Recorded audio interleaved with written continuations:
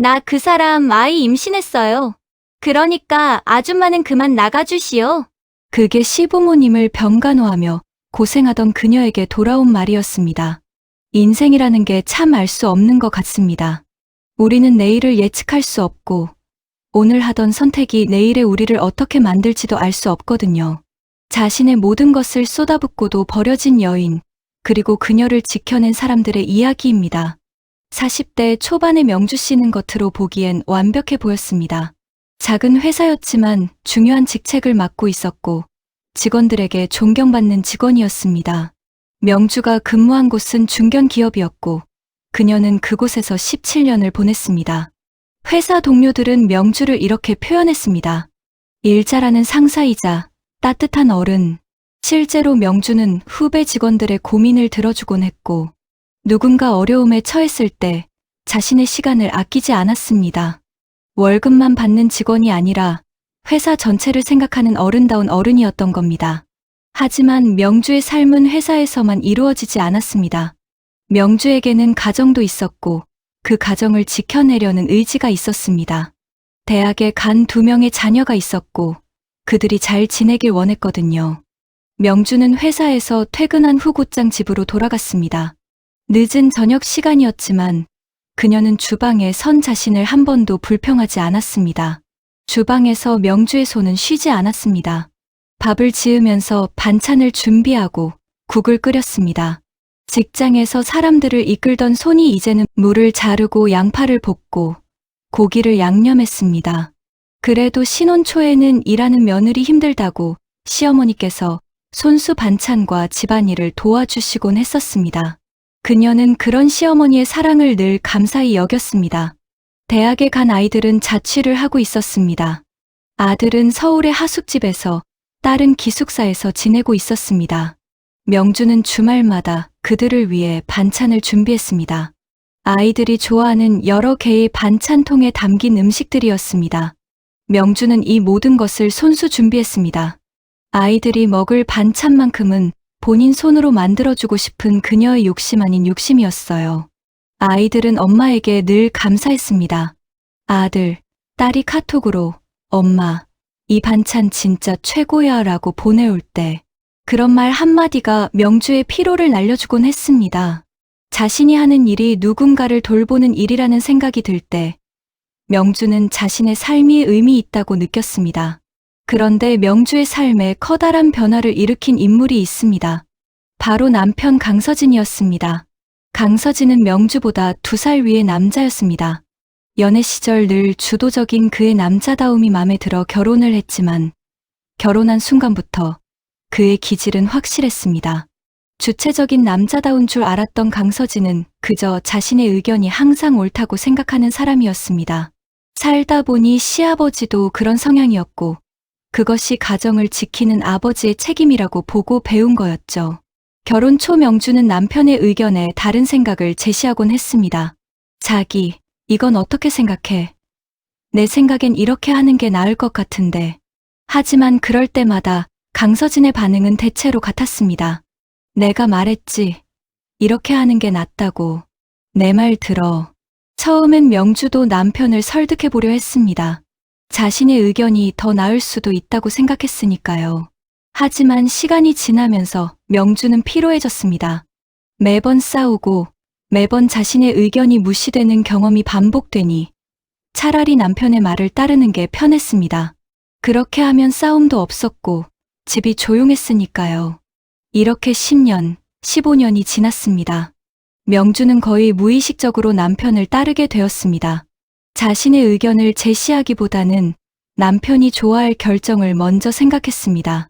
이것이 가정을 지키고 아이들에게 불안함을 주지 않는 조용한 가정이 된다고 생각했기 때문입니다. 강서진은 아버지의 작은 사업체를 물려받아 운영하고 있었습니다. 시아버지가 다져두신 기반으로 시작한 덕에 넉넉하진 않았지만 평범하고 안정적인 사업으로 그럭저럭 돌아가고 있었습니다. 그러던 와중에 남편에게 취미 하나가 생겼습니다. 바로 골프였습니다. 처음 골프를 시작할 때만 해도 명주는 지지해줬습니다. 운동 좋지, 여보. 건강도 챙기고, 여유도 갖고. 하지만 시간이 지나면서 강서진의 골프에 들이는 시간과 돈이 증가했습니다. 주말마다 골프장에 나가고 때론 평일에도 빠져나가곤 했습니다. 회사 동료들과의 라운드, 후배들과의 라운드, 거기에 이런저런 골프 용품의 값비싼 골프채까지 사다 날랐습니다. 하지만 명주는 이에 대해 불평하지 않았습니다. 남편이 좋아하는 것이면 좋다고 생각했으니까요. 남편이 없는 동안 집안 대소사는 모두 명주의 몫이었지만 상관없었습니다. 어차피 늘 해오던 것이었으니. 그러던 어느 해 가을, 강서진에게서 전화가 왔습니다. 시골에 계신 시어머니의 건강이 좋지 않다는 내용이었습니다. 명주는 바로 휴가를 내고 시골로 내려갔습니다. 그곳에서 본 시어머니의 모습은 충격적이었습니다. 70대 중반이신 시어머니는 몇 해 사이에 너무나도 쇠약해져 있었습니다. 허리는 더 굽었고 목소리도 작아져 있었습니다. 시아버지도 마찬가지였습니다. 당뇨와 고혈압으로 병원을 다니고 있었고 약을 빼먹을 수 없는 상황이었습니다. 병원에서 의사는 명주에게 말했습니다. 노부모 두 분께서는 이제 혼자 생활하기가 어렵습니다. 누군가 곁에 있어야 하고 약을 제때 챙겨야 합니다. 주기적인 검진에 건강에 맞춘 식사도 필요하고요. 명주는 의사의 말을 새겨 들었습니다. 부모님이 얼마나 위험한 상황에 처해 있는지 알 수 있었거든요. 명주는 서울로 돌아와 남편에게 상황을 설명했습니다. 두 분 건강이 정말 좋지 않다시네. 시골에 그냥 계시기가 위험해 보여. 당신 생각은 어때? 강서진은 생각 좀 해보겠다 하더니 며칠 뒤 대뜸 퇴근하고 온 명주에게 부모님을 우리 집으로 모셔오자. 명주는 남편의 말에 동의했습니다. 역시 병원이 가까운 쪽이 낫지 싶지만 둘 다 일하는 동안에는 괜찮을까? 집도 작은데. 강서진이 입을 열었습니다. 애들 방 있잖아. 예진이 방 좀 치우던지. 그건 당신이 좀 알아서 하고. 중요한 건 부모님 건강 아니겠어. 그래서 말인데 당신이 일을 그만두고 부모님 좀 모시고 챙겨드려. 명주의 얼굴이 경직되었습니다. 일을 그만둔다는 게 무슨 뜻인지는 명주도 알고 있었습니다. 17년을 보낸 회사를 떠난다는 뜻이었습니다. 뭐? 잠깐. 일을 그만두라니. 갑자기 무슨. 명주가 말을 꺼냈습니다. 강서진의 목소리에는 이미 정함이 있었습니다. 부모님 챙기고 집안일도 하고 일까지 하면 힘들지 않겠어. 현실적으로 생각해봐. 누가 부모님 밥을 챙기고 약을 챙기고 병원에 데려갈 거야? 당신 생각해서 하는 말이야. 명주는 남편의 말이 일리 있다는 것을 알았습니다.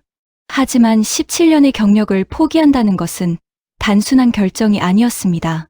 이것은 자신의 사회생활의 끝을 의미하는 것 같았습니다. 일을 그만두면 나중에 다시 일을 할 수 있을까?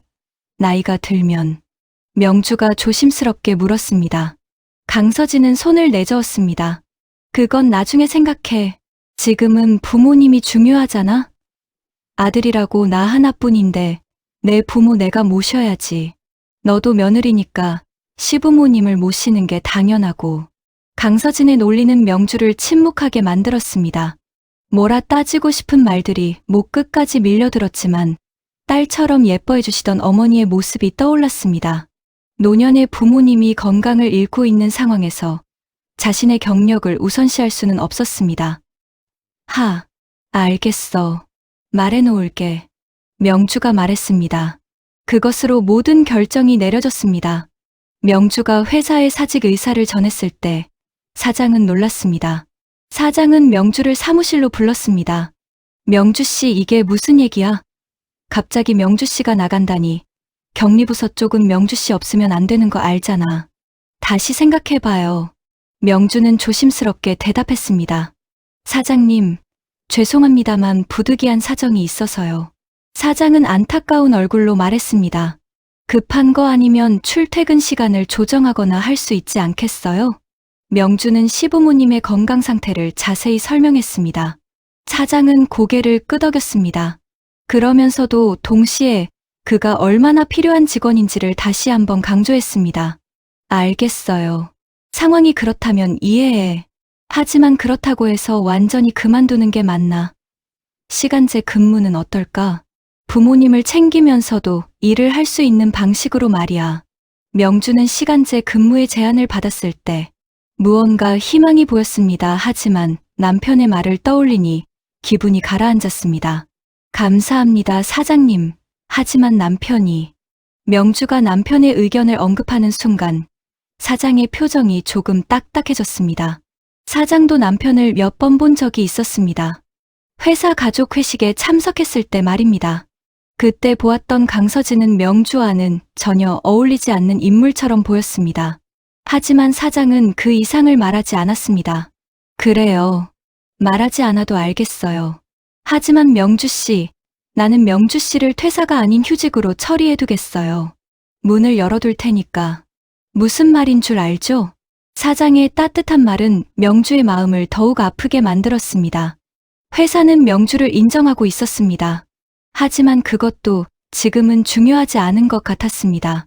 사직 의사를 밝힌 지 2주 후 명주는 마지막으로 회사에 나갔습니다. 사직 전의 마지막 날이었습니다. 명주가 사무실에 들어서자 직원들이 일어났습니다. 박수가 나왔습니다. 작은 박수였지만 명주의 귀에는 커다란 박수로 들렸습니다. 전 직원이 다 모았던 것은 아니었지만 명주와 함께 일해온 사람들이 모두 나와 있었습니다. 고생 많으셨습니다. 후배 직원 한 명이 꽃을 건넸습니다. 붉은 장미였습니다. 명주는 그 꽃을 받으면서 눈물이 맺혔습니다. 다들 감사합니다. 정말. 다시 볼 수 있음 좋겠어요. 명주의 목소리가 떨렸습니다. 이것이 자신이 마지막으로 이곳에서 할 인사말이라는 생각이 들었으니까요. 17년의 시간이 이렇게 끝나는 것인가 하는 생각에 명주는 더 이상 말을 이을 수 없었습니다. 명주는 짐을 꾸렸습니다. 책상 위에 있던 사진, 펜, 메모장. 17년의 시간을 상징하는 물건들이었습니다. 작은 박스에 담긴 이 물건들이 명주의 모든 경력을 대표했습니다. 엘리베이터를 타면서 명주는 뒤를 돌아봤습니다. 자신이 일해온 사무실이 점점 작아져 보였습니다. 엘리베이터의 문이 닫혔을 때 명주의 눈에서 눈물이 떨어졌습니다. 건물을 나가면서 명주는 마지막으로 회사 건물을 올려다봤습니다. 익숙한 건물의 5층. 그곳에서 자신은 많은 결정을 내렸고 많은 사람을 만났습니다. 하지만 그것도 이제는 과거가 되었습니다. 17년이 이렇게 끝나는 거구나. 명주가 중얼거렸습니다. 시부모님을 모셔오는 날, 서진과 명주는 함께 시골로 내려갔습니다. 자동차 안에서 남편 서진은 평온했습니다. 마치 자신이 옳은 결정을 내렸다는 자신감이 있는 것처럼요. 반면 명주는 창밖을 바라보고 있었습니다. 서울을 떠나면서 명주는 자신의 삶의 일부도 함께 떠나가는 것 같은 느낌이 들었습니다. 시골에 도착했을 때 시어머니는 명주를 반겼습니다. 시어머니의 포옹은 따뜻했지만 동시에 명주는 시어머니의 몸이 얼마나 약해졌는지를 알 수 있었습니다. 뼈만 남은 어깨, 가는 팔. 모든 것이 예전과 달라져 있었습니다. 아이고, 우리 명주 오느라 고생했네. 시어머니가 반겼습니다. 어머니, 고생 많으셨어요. 명주가 대답했습니다. 시어머니의 얼굴에는 무언가 미안함이 있었습니다. 명주야, 미안하구나. 명주는 시어머니의 말을 들으면서 가슴이 철렁했습니다. 어머니께서 당신들을 위해 명주가 회사를 그만뒀다는 것을 아시게 된 게 분명했습니다. 그리고 그것이 미안하다는 뜻이었습니다. 엄마, 괜찮아요. 엄마가 편찮으신데 당연히 며느리가 모셔야지. 서진은 손사래를 치며 대수롭지 않다는 듯 얘기했습니다. 그 말을 들은 어머니의 표정이 차갑게 굳어지시더니 쇠약해진 몸에 어디 힘이 있으셨는지 서진의 등짝을 찰싹 치셨습니다. 지지 애비 닮아서 말하는 거 하고는 마흔이 넘도록 못된 말버릇을 못 고쳤어. 명주는 내심 속이 시원해지는 것 같았습니다. 시어머니는 투덜거리는 서진을 버려두고는 명주의 손을 꼭 잡고 밖으로 나섰습니다. 명주의 새로운 삶은 새벽 5시부터 시작되었습니다. 매일 새벽 5시, 명주는 눈을 뜹니다. 알람이 울리지 않아도 몸이 알아서 일어나는 시간이 되어버렸습니다. 새벽같이 일어나시는 시부모 방으로 가는 것이었습니다. 어제 밤 편히 주무셨는지 확인하고 식사를 준비하는 일이었습니다. 아버지, 어머니, 아침이에요. 잘 주무셨어요? 명주가 매일 같은 말로 시부모를 깨웠습니다. 시어머니를 도와 침대에서 일어나게 하는 일은 생각보다 더 많은 노력이 필요했습니다. 균형을 잡는 일부터 옷을 입히는 일까지 모든 것이 천천히 이루어져야 했습니다. 서두르면 안 됐습니다. 넘어질 수 있었거든요. 화장실에서 나온 후 명주는 따뜻한 물 한 식을 드리고 밥을 차렸습니다. 밥을 드시면 2분의 약을 챙겼습니다. 약봉지에는 색깔별로 약이 정렬되어 있었습니다. 월요일, 화요일, 수요일. 명주는 정확히 오늘의 약을 꺼냈습니다.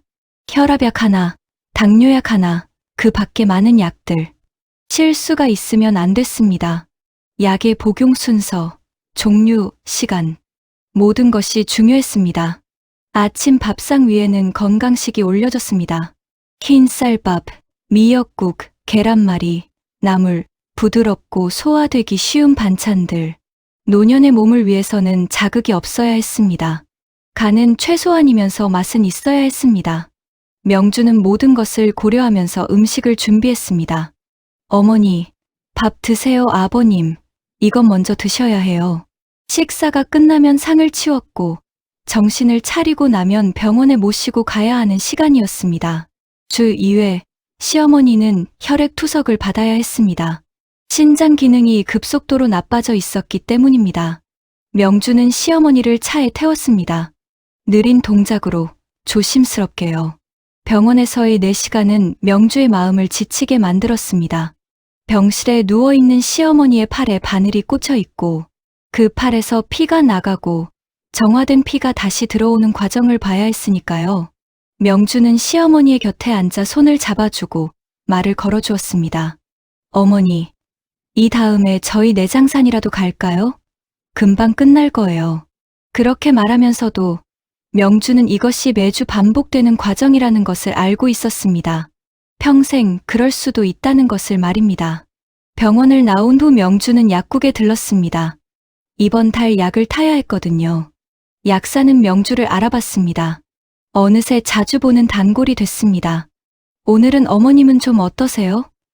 투석 시간 기다리시느라 고생하셨네요. 오늘도. 약사가 처방전을 받으며 말했습니다. 시간 보낼 거리를 가지고 다녀야 할까 봐요. 같은 처방전이에요. 약사는 힘없이 빙긋 웃는 명주의 얼굴을 자세히 봤습니다. 눈 밑에 다크서클이 꽤 진했습니다. 힘들어 보이네요. 요즘 많이 피곤하신가요? 약사의 질문에 명주는 잠깐 멈췄습니다. 생각해보니 시부모님을 모신 뒤로 잠을 제대로 잔 적이 없었습니다. 괜찮습니다. 제가 해야 할 일이니까요. 명주가 답했습니다.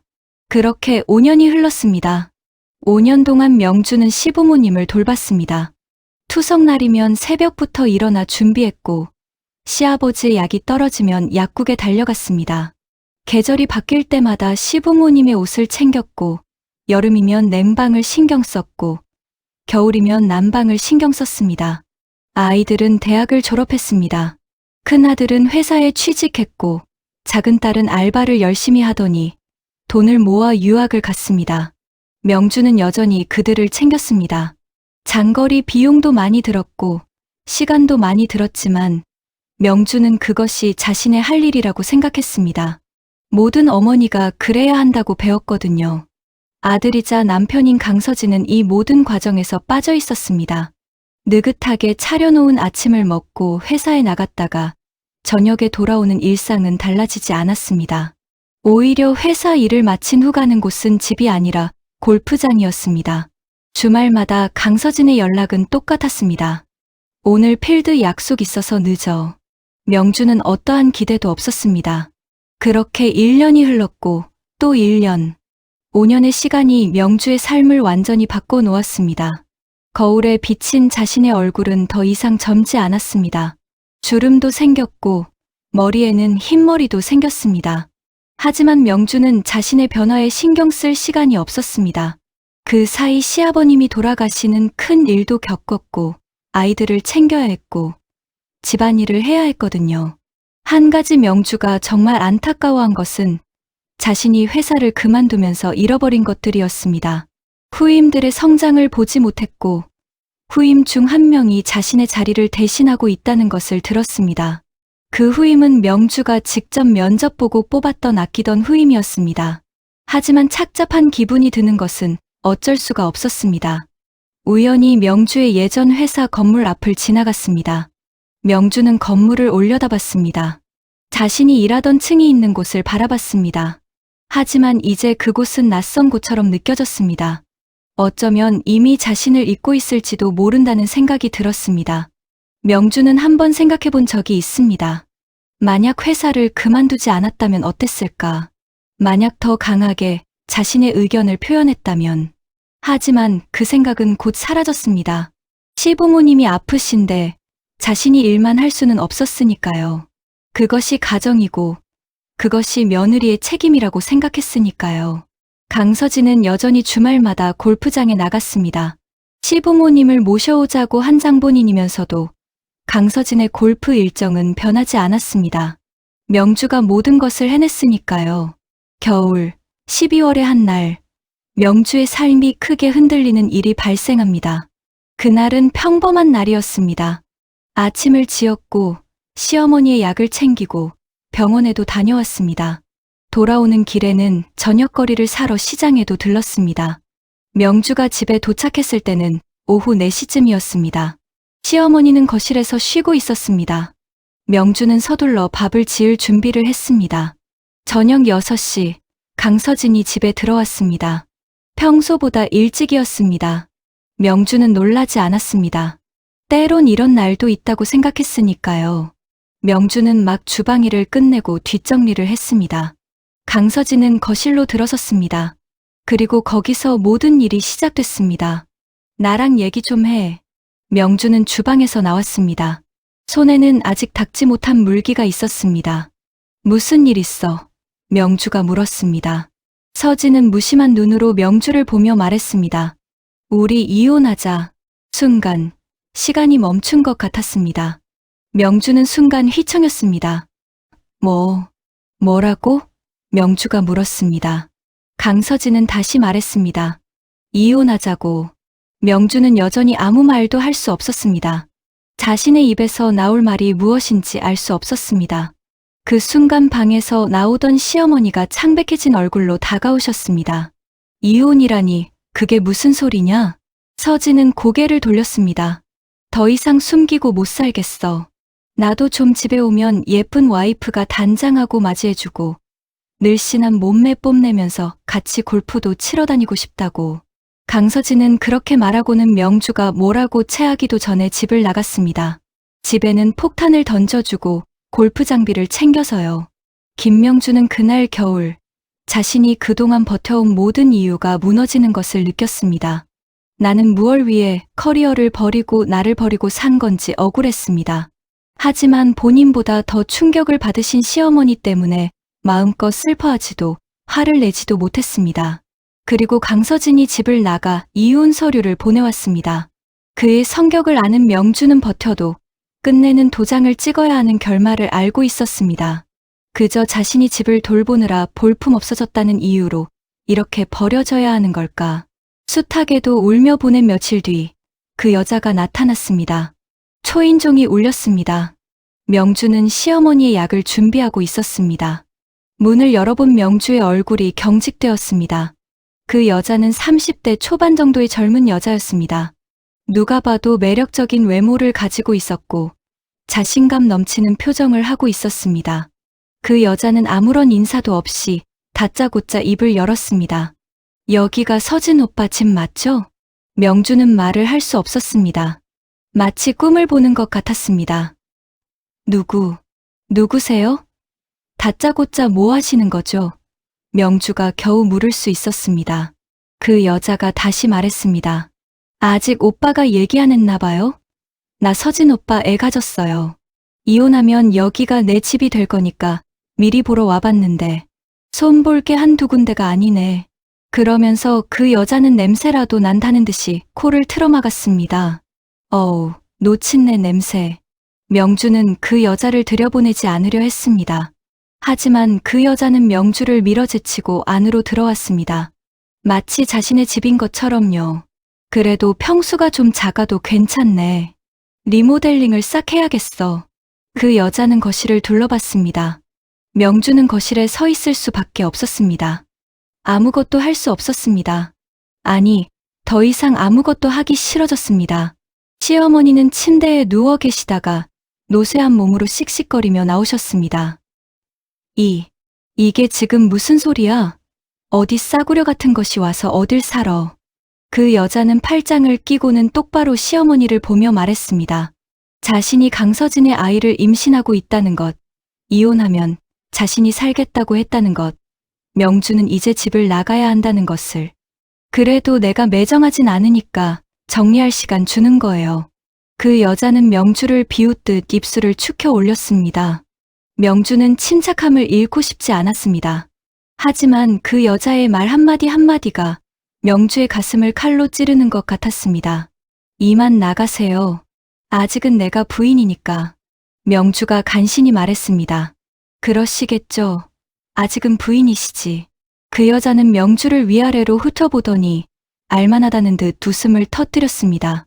명주는 그 말을 들으면서 무릎이 약해졌습니다.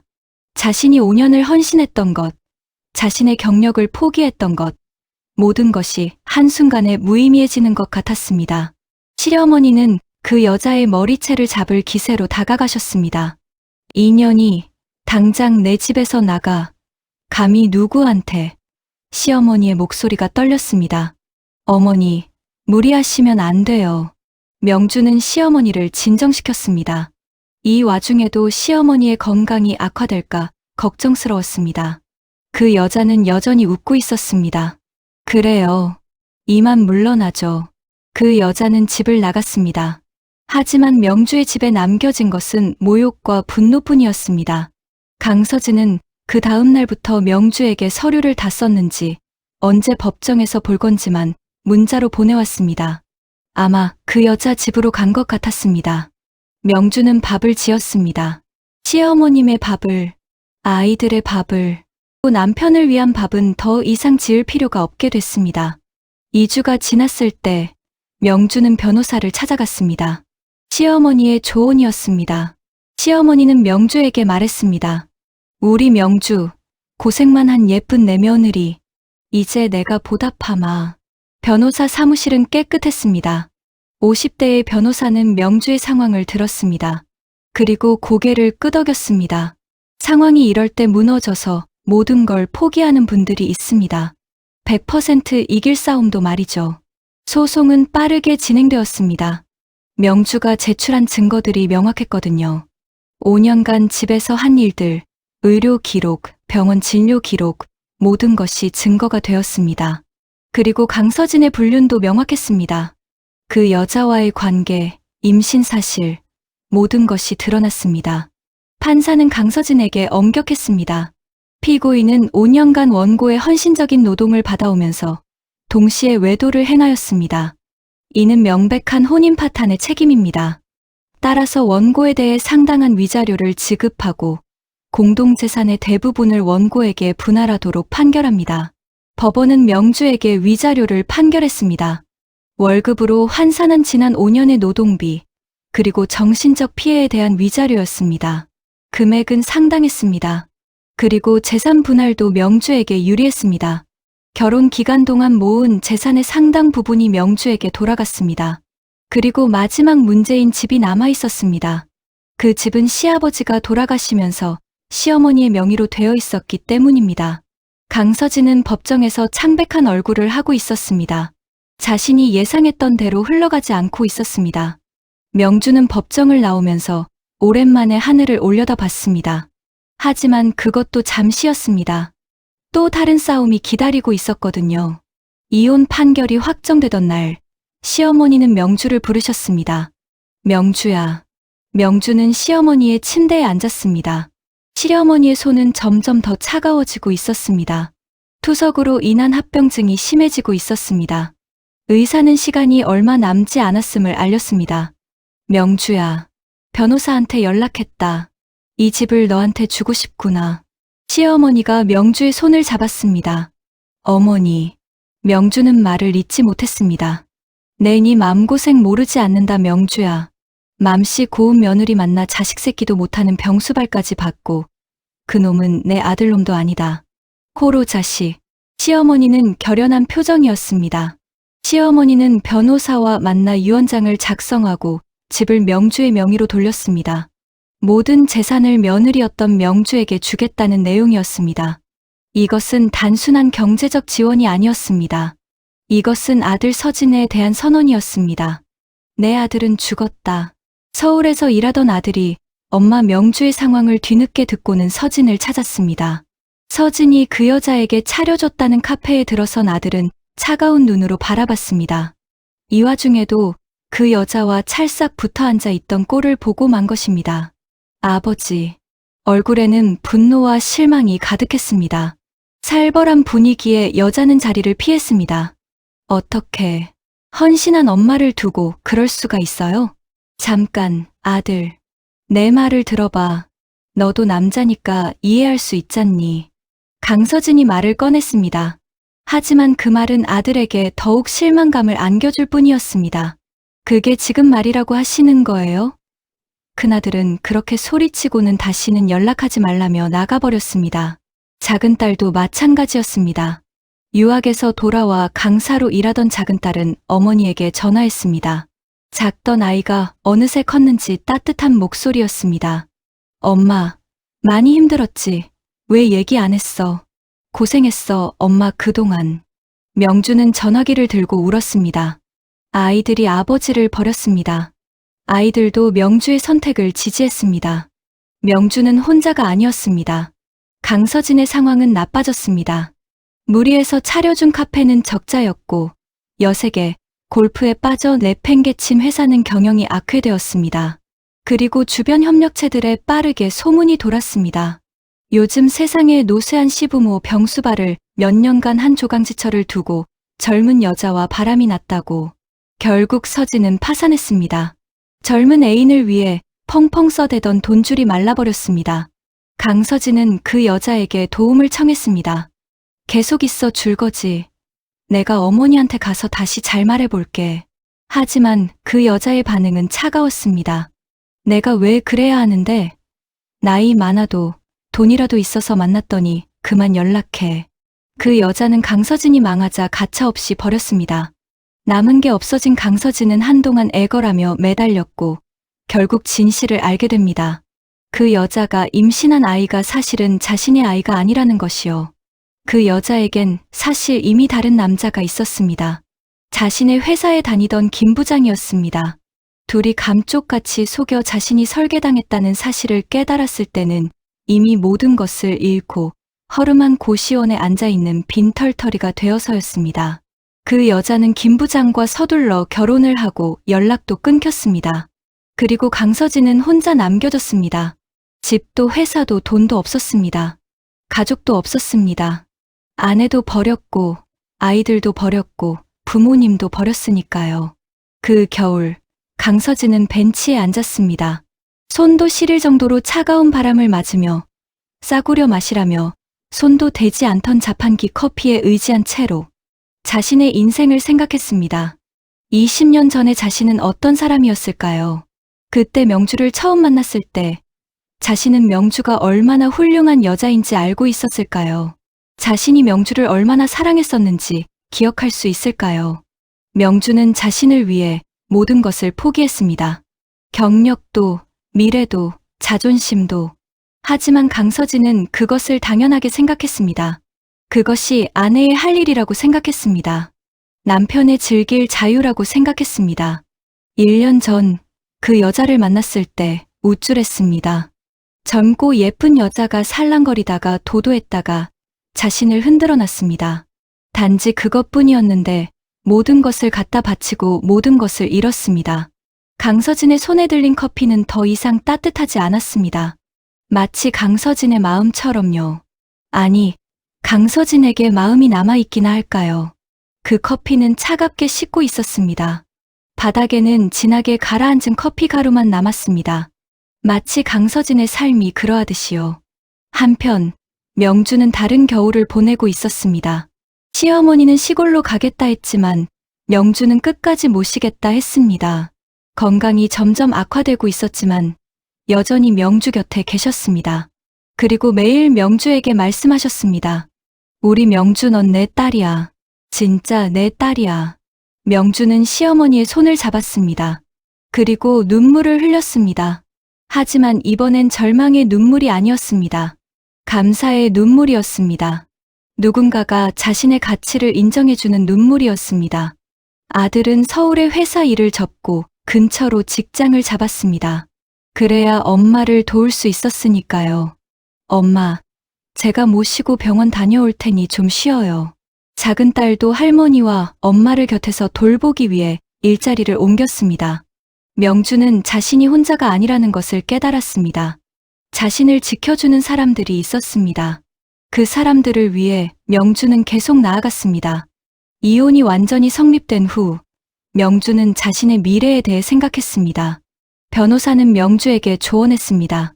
안정적인 삶도 좋지만 명주 씨는 본래 진취적이신 것 같은데 고민해보시는 게 좋겠어요. 명주는 한 가지 생각이 들었습니다. 혹시 회사로 돌아갈 수 있을까? 명주는 바로 사장에게 전화했습니다. 반가운 목소리가 들렸습니다. 명주 씨, 정말 오랜만이네. 잘 지냈어요? 건강은요? 이런저런 일이 있었지만 결론적으론 잘 지내요. 사장님, 저 다시 일하고 싶은데 할 수 있을까요? 사장은 웃었습니다. 당연하지. 5년의 공백도 우리 명주 씨라면 금방 메꿀 수 있겠지. 명주는 직장으로 돌아갔습니다. 17년을 마치고 5년을 집에서 보낸 후 다시 그 자리로 돌아간 것입니다. 회사 직원들은 명주를 반겼습니다. 새로운 직원들도 있었고 명주를 기억하는 직원들도 있었습니다. 모두가 명주를 환영했습니다. 그 겨울이 지나고 봄이 왔을 때 시어머니의 상태는 급격히 나빠졌습니다. 병원에서도 더 이상의 치료는 무의미하다 말했습니다. 침대에 누워 계신 시어머니 곁에 모두 둘러 앉았습니다. 큰아들, 작은딸, 그리고 명주. 세 사람이 모두 시어머니를 바라보고 있었습니다. 시어머니는 명주의 손을 잡았습니다. 손은 종이처럼 얇고 약했습니다. 며느리로 만났지만 딸이라 생각했다. 넌 항상 잘해줬고 잘 해냈지. 늘 고마웠고 사랑했다. 시어머니의 목소리는 약했지만 눈빛은 더욱 또렷했습니다. 어머니, 명주의 눈에 눈물이 고였습니다. 그런 명주를 안쓰러운 눈으로 바라보던 시어머니는 손주들을 바라보며 말을 이었습니다. 너희들이 엄마를 잘 챙겨주렴. 할머니가 부족해서 못난 아빠를 두게 해 미안하구나. 아들과 딸은 고개를 저었습니다. 그렇게 내쓴 손을 마주잡고 마지막을 예감하며 눈물을 흘렸습니다. 그렇게 말을 마치신 시어머니는 눈을 감았습니다. 그렇게 어머니는 세상을 떠났습니다. 장례식에는 시어머니를 아는 많은 사람들이 왔습니다. 친구들, 친척들, 그리고 명주의 회사 동료들도 왔습니다. 강서진은 장례식에 오지 않았습니다. 인간된 도리로 그에게 문자를 보냈으나 얼굴을 비출 용기가 없었는지 연락조차 없었습니다. 명주는 시어머니의 관 앞에 서서 절을 했습니다. 그리고 말했습니다. 어머니, 고마워요. 당신이 계셨기에 제가 버틸 수 있었어요. 시어머니가 남긴 유산은 생각보다 많았습니다. 그 재산은 명주에게 안정을 가져다 주었습니다. 명주는 더 이상 돈 때문에 걱정할 필요가 없었습니다. 회사에서의 월급도 명주에게는 이제 인생을 누리기 위한 돈이 되었습니다. 한편 강서진은 시골로 내려갔습니다. 마음씨 고운 명주가 어머니를 설득해 시골의 오래된 집을 떠돌던 서진에게 넘겨줬습니다. 45살의 중년 남자는 이제 아무것도 없었습니다. 직장도, 집도, 가족도. 어렸을 적 친구가 우연히 강서진을 봤습니다. 야, 너 도대체 뭐하고 산 거냐? 이런 꼴로 고향에 돌아와서는 강서진은 대답을 못했습니다. 자신이 뭘 했는지도 왜 이렇게 됐는지도 설명할 수 없었습니다. 강서진은 시골에서 작은 일을 시작했습니다. 편의점 아르바이트였습니다. 45살의 중년 남자가 20대 알바생들 아래에서 일했습니다. 급여는 최저임금이었습니다. 그것이 강서진에게 가장 고통스러웠습니다. 미움이나 분노보다 무시가 더 고통스러웠습니다. 한 남자로서 가장 참을 수 없는 고통이었거든요. 명주는 회사에서 또 다른 중요한 직책을 얻었습니다. 그리고 그녀의 아들, 딸 또한 그들의 길을 공고히 걸어갔습니다. 아이들이 성공하는 것을 보면서 명주는 자신의 5년이 결코 낭비가 아니었다고 느껴졌습니다. 자신이 가족을 위해 한 선택이 이제 아이들에게 본보기가 되고 있었거든요. 명주는 때론 혼자 집에 앉아서 창밖을 봅니다. 그리고 생각합니다. 만약 그때 다른 선택을 했다면 어땠을까? 만약 남편의 말을 따르지 않았다면, 만약 더 강하게 자신의 의견을 표현했다면. 하지만 명주는 후회하지 않습니다. 왜냐하면 그 과정에서 명주는 자신이 정말 소중한 사람이 누구인지 알았으니까요. 시어머니가 자신을 얼마나 사랑했는지 알았으니까요. 아이들이 자신을 얼마나 아끼는지 알았으니까요. 그리고 가장 중요한 것은 명주는 자신이 얼마나 강한 사람인지 알았다는 것입니다. 어느 봄날, 명주는 회사의 옥상에서 혼자 차를 마시고 있었습니다. 이사님, 후배 직원이 다가왔습니다. 저 결혼하기로 했는데요. 결혼하면서 일을 그만둬야 할 것 같은데 어떻게 생각하세요? 명주는 웃었습니다. 결혼하고 싶어? 아니면 일하고 싶어? 후배가 대답했습니다. 둘 다 하고 싶은데요. 명주가 손을 잡았습니다. 그럼 둘 다 해. 누가 너한테 하나를 버리라고 했어? 너는 충분히 할 수 있어. 넌 여자라고 해서 뭘 포기해야 한다고 생각하면 안 돼. 후배의 눈이 밝아졌습니다. 감사합니다, 이사님. 명주는 후배를 바라봤습니다. 그리고 생각했습니다. 자신이 겪은 모든 고통이 이렇게 누군가에게 도움이 되고 있다는 것이 참 소중하다고요. 명주는 다시 차를 마셨습니다. 그 차는 따뜻했습니다. 마치 명주의 마음처럼요. 봄이 왔습니다. 새로운 계절이 시작되었습니다. 명주의 삶도 새로운 계절을 맞이하고 있었습니다. 그 과정에서 어떤 아픔이 있었지만 그 아픔 위에 다시 일어선 명주의 삶은 이제 누구도 무너뜨릴 수 없을 것 같습니다. 강서진은 여전히 편의점 아르바이트를 하고 있습니다. 급여는 조금 올랐습니다. 경력이 있는 중년 아르바이트원으로서요. 강서진은 때론 거울을 봅니다. 그리고 생각합니다. 20년 전에 자신은 어디로 갔는가? 자신의 아내를 지켜주려던 그 마음은 어디로 가버렸는가? 강서진은 가끔 문자를 보내곤 했지만 명주도 아이들도 답장 하나 없었습니다. 세상은 이렇게 돌아갑니다. 자신이 심은 대로 거두게 되는 것이죠. 자신이 버린 것이 결국 자신을 버리는 법입니다.